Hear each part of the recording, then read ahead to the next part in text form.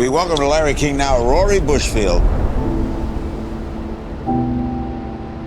You've done some crazy things. You've jumped off moving cars onto other moving cars, backflips off boats moving at high speeds, flips off extremely high rock cliffs. Why?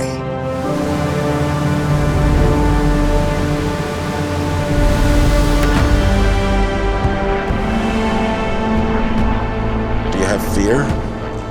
I think so, yeah. I think. Do you ever say, why am I doing this? Sometimes, yeah. I think everybody does that. Rory, honestly, Rory, you think you're a little nuts? I don't know. No, I wouldn't say so. You'll never stop, right?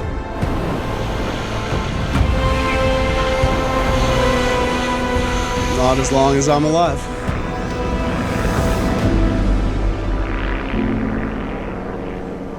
How have you dealt with loss?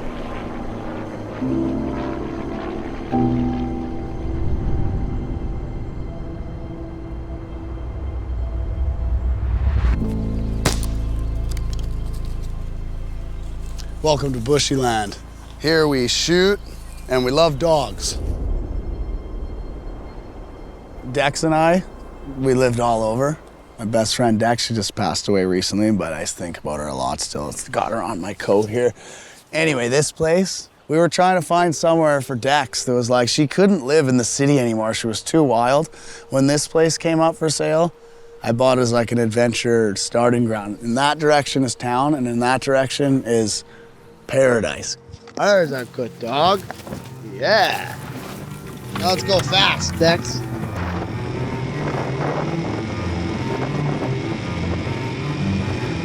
Dex, what are you thinking?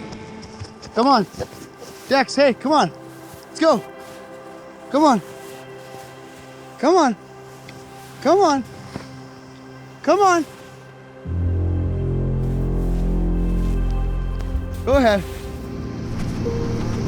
Go on. Dex lived happily ever after, and now we got Frank and Cats and Arlo running around. I live on this 6-acre piece of property with a couple of my best buddies in the world, and we celebrate life. Here I have my one of my prized possessions. One of my heroes in life, Danny Trejo. So I put him on my truck because I thought that would be about the coolest thing you could ever put on a truck in my mind. Denzel, I bought him in '08, and '08 was the year that I bought my first airplane. And so this truck only has 150,000 K on it because every long trip I ever did, I flew. The Seagull Feather's a 1953 Cessna 180. In my mind, probably the best aircraft ever built. It's been my dream forever to be able to fly myself somewhere incredible.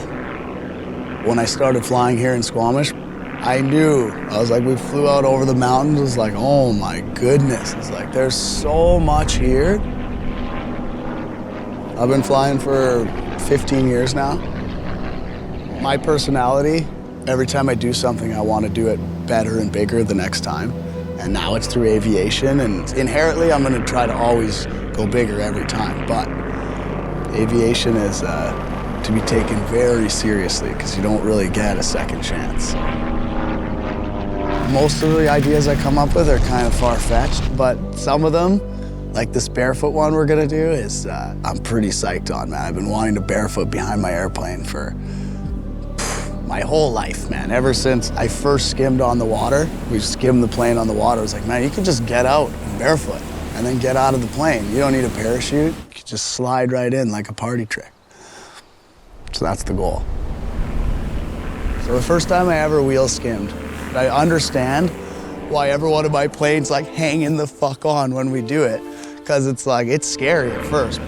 It's just like barefooting or riding on water. At a certain speed, the water is not water anymore. It's a solid. It's a perfectly smooth landing strip as long as you don't go too slow.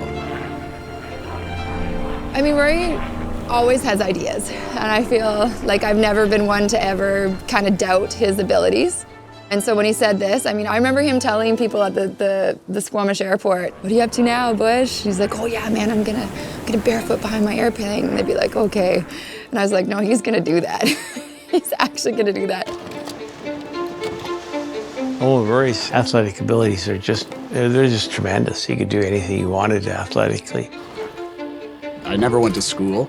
I trained basically to ski and do what I do my whole life. I've had so many injuries, and I've broken 3 of my 4 limbs are all made of metal. He'd start downhill skiing when he was about 3 or 4, and water skiing, well, about the same sort of time, 5 or 6. You know, I've seen him behind a boat. The plane is just a different mode of pulling.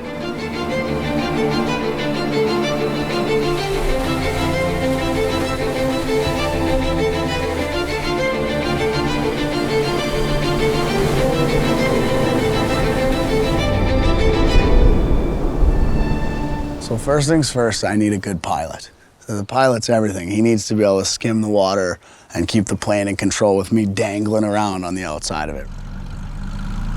The Lambard just got here. He's gonna work his magic on the seagull feather here. This guy's the guy that showed me how to skim wheels on water in the first place. Gave me the dream that we're gonna achieve here. I feel like a misconception with Rory is that everyone does kind of see him as this wild man, but really he's actually super calculated.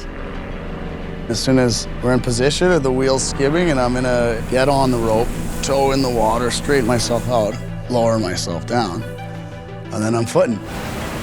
Sit down, smooth out, and let go, and under the tail of the plane. I come out of the plane, here, here, here, right?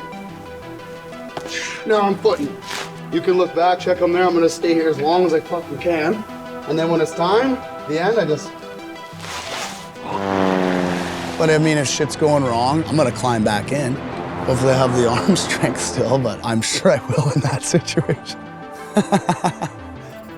For practicing, it's always better when it's flat, straight, and to have the longest skid as possible, and you can see the waves.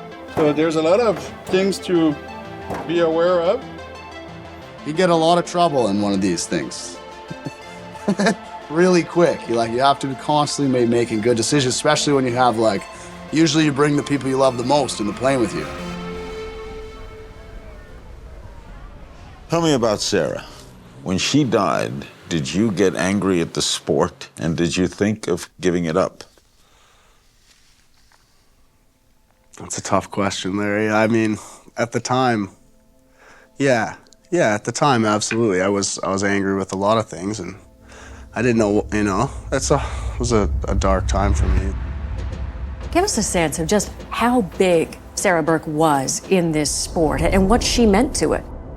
She was the iconic figure in her sport.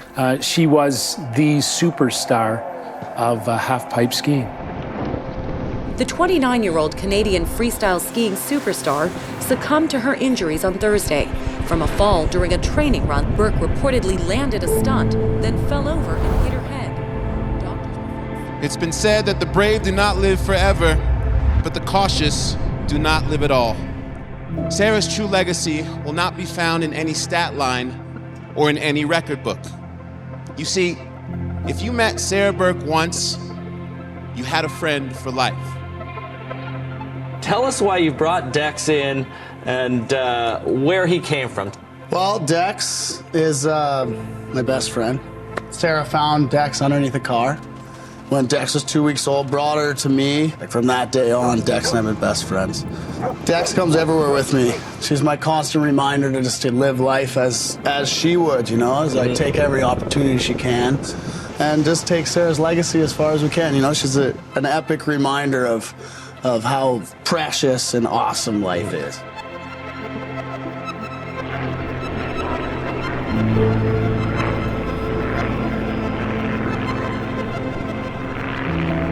The amount that she did in her short life, the amount of effort she put in, and it's I'm absolutely inspired by it. I think about it every time I sit still. We're alive, right? We can do anything. You could just have to go do it.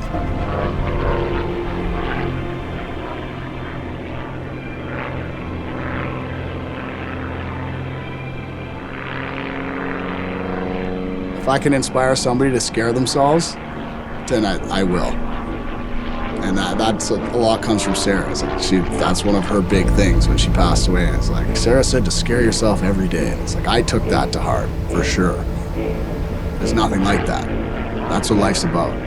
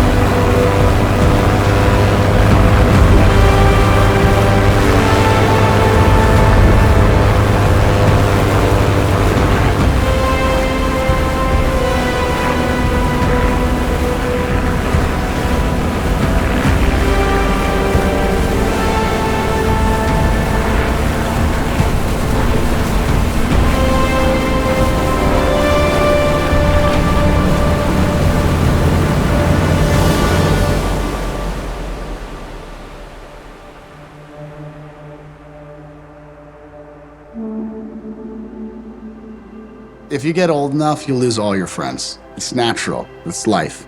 At a certain point, you just have to get over it and enjoy those moments, man, because it's like, that's all there is. That's rich. Like, that's what's being rich is. It's like getting those moments with your friends. Fuck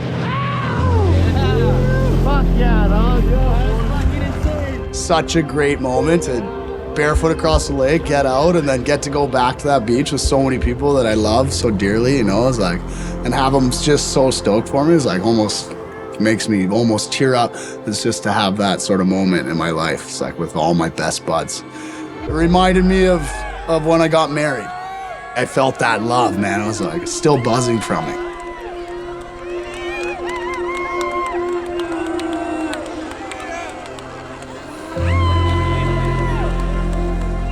I've been through quite a bit, but I wouldn't change any of it. It's like I'm super lucky to have gotten to live the life that I live and get to chase things that some people might think are crazy. To me, they're not. To me, they're just one more step towards the next one.